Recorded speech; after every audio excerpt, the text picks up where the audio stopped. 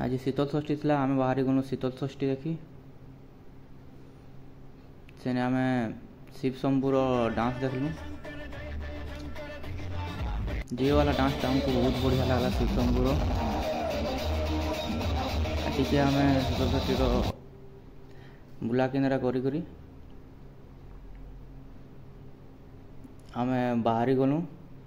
डुडुमकानी कीर्तन गाई रात ही चलू था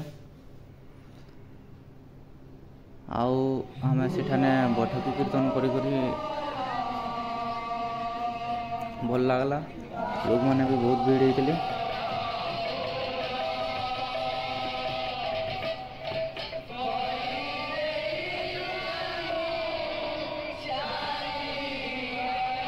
बैठक कीर्तन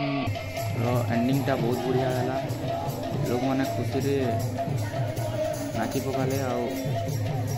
आके नचाबार थी आम नचिदेलु तेणु आम बाहरी गलु संबलपुर बाहरी गलु राति एटा डाइक सीन है राति एंदा दिखसी डाइक आ पहुँची गलु आम संबलपुर आम फिर बाहरी गलु।